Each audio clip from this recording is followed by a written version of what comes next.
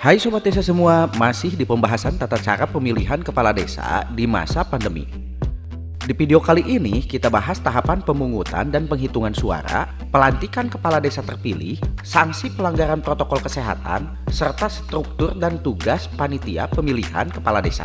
Untuk lebih jelasnya langsung saja kita bahas satu persatu.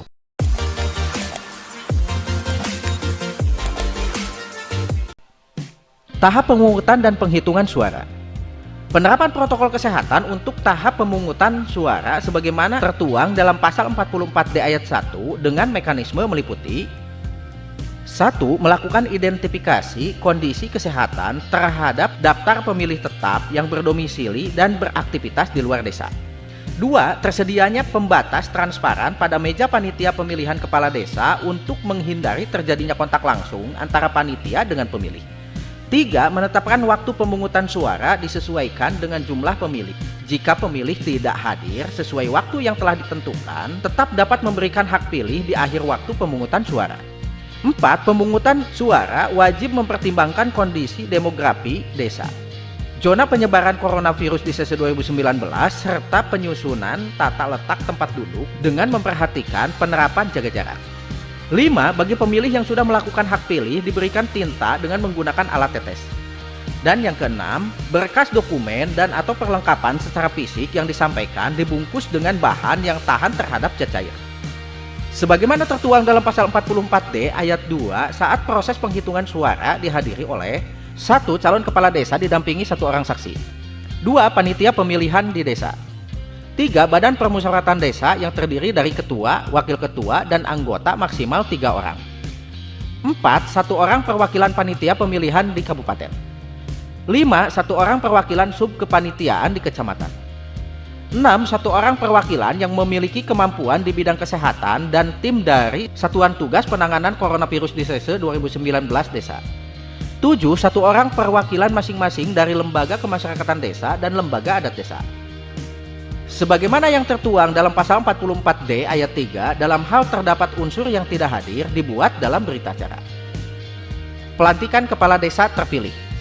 Pelantikan kepala desa terpilih dilaksanakan secara langsung atau virtual atau elektronik, sebagaimana tertuang dalam pasal 44D ayat 4. Pelantikan kepala desa terpilih dapat juga dilaksanakan secara langsung, namun sesuai pasal 44D ayat 5, proses pelantikan dihadiri oleh 1. Calon kepala desa terpilih bersama 1 orang pendamping. 2. Forum komunikasi pimpinan daerah kabupaten atau kota. 3. Camat. 4. Perangkat acara. Dan yang kelima, undangan lainnya. Pelantikan secara langsung dengan mempertimbangkan jarak dan kapasitas ruangan paling banyak dihadiri 50% sebagaimana tertuang dalam pasal 44D ayat 5. Sanksi pelanggaran protokol kesehatan. Calon kepala desa, panitia pemilihan, pendukung, dan unsur lain yang melanggar protokol kesehatan sebagaimana tertuang dalam pasal 44E ayat 1 dikenakan sanksi. Sanksi sebagaimana tertuang dalam pasal 44E ayat 2 meliputi 1. Teguran lisan. 2. Teguran tertulis 1. 3. Teguran tertulis 2. 4. Diskualifikasi. Sanksi teguran lisan sebagaimana tertuang dalam pasal 44E ayat 3 dikenakan kepada calon kepala desa, pendukung, dan unsur lain yang terlibat oleh panitia pemilihan di desa. Sanksi teguran lisan sebagaimana tertuang dalam pasal 44E ayat 4 dikenakan kepada panitia pemilihan di desa oleh subkepanitiaan di tingkat kecamatan. Sanksi teguran tertulis 1 sebagaimana tertuang dalam pasal 44E ayat 5 dikenakan kepada calon kepala desa oleh subkepanitiaan di kecamatan berdasarkan laporan dari panitia pemilihan di desa. Sanksi teguran tertulis 2 sebagaimana tertuang dalam pasal 44E ayat 6 dikenakan kepada calon kepala desa oleh bupati atau wali kota berdasarkan rekomendasi dari panitia pemilihan di kabupaten atas laporan dari panitia di kecamatan. Sanksi diskualifikasi sebagaimana tertuang dalam pasal 44E ayat 7 dikenakan kepada calon kepala desa oleh bupati atau wali kota berdasarkan rekomendasi dari panitia pemilihan di kabupaten atas laporan dari subkepanitiaan di kecamatan dan Satuan Tugas Penanganan Coronavirus di Sese 2019. Bupati atau Wali Kota selaku Ketua Satuan Tugas Penanganan Coronavirus Disease 2019 Kabupaten atau Kota berdasarkan rekomendasi dari panitia pemilihan di Kabupaten atau Kota dapat menunda pelaksanaan pemilihan kepala desa jika situasi penanganan protokol kesehatan, pencegahan dan pengendalian Coronavirus Disease 2019 tidak dapat dikendalikan sebagaimana tertuang dalam pasal 44F. Bupati atau Wali Kota melaporkan pelaksanaan pemilihan kepala desa kepada Gubernur dan Menteri Dalam Negeri melalui Direktorat Bina Pemerintahan Desa sebagaimana tertuang dalam pasal 44G ayat 1. Laporan sebagaimana tertuang dalam pasal 44G ayat 2 meliputi 1. Laporan hasil persiapan pemilihan kepala desa paling lama 14 hari sebelum pelaksanaan tahapan pemungutan suara dan penghitungan suara. Dan yang kedua, laporan pelaksanaan pemilihan kepala desa paling lama 14 hari setelah pelaksanaan tahapan pelantikan kepala desa terpilih. Struktur dan tugas panitia pemilihan kepala desa. Struktur dan tugas panitia pemilihan di tingkat kabupaten atau kota. Sebagaimana dijelaskan pada pasal 5 ayat 2 bahwa panitia pemilihan di kabupaten atau kota terdiri dari 1. Unsur forum koordinasi pimpinan daerah kabupaten atau kota yaitu Bupati atau Wali Kota, pimpinan DPRD, pimpinan kepolisian, kejaksaan, pimpinan Satuan Teritorial Tentara Nasional Indonesia di daerah. 2. Satuan Tugas Penanganan Coronavirus Disease 2019 Kabupaten atau Kota. Dan 3. Unsur terkait lainnya.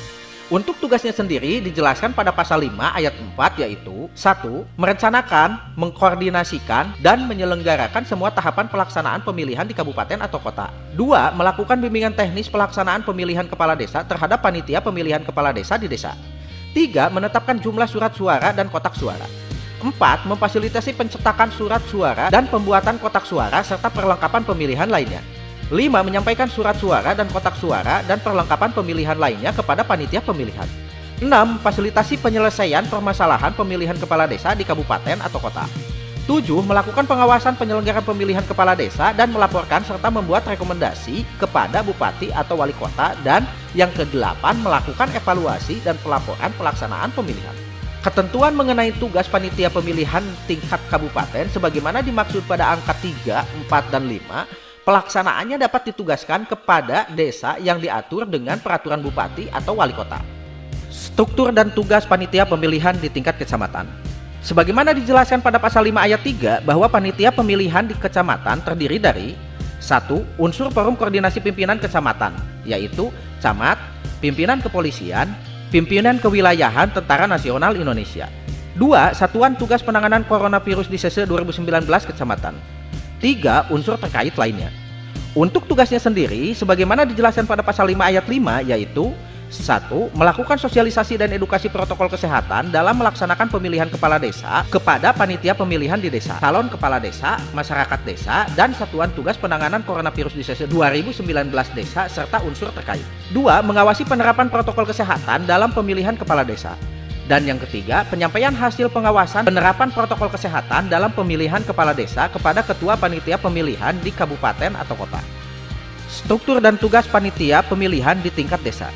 Untuk struktur dan tugas panitia pemilihan di tingkat desa, pada dasarnya masih mengacu kepada Permendagri sebelumnya, yang selanjutnya dipertegas dengan peraturan bupati.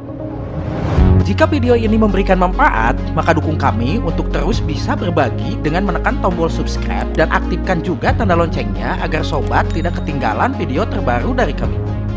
Atau mungkin sobat suka dengan videonya, maka berikan kami like.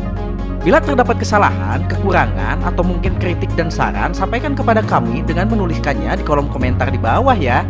Saksikan terus channel ini, sampai jumpa di video selanjutnya.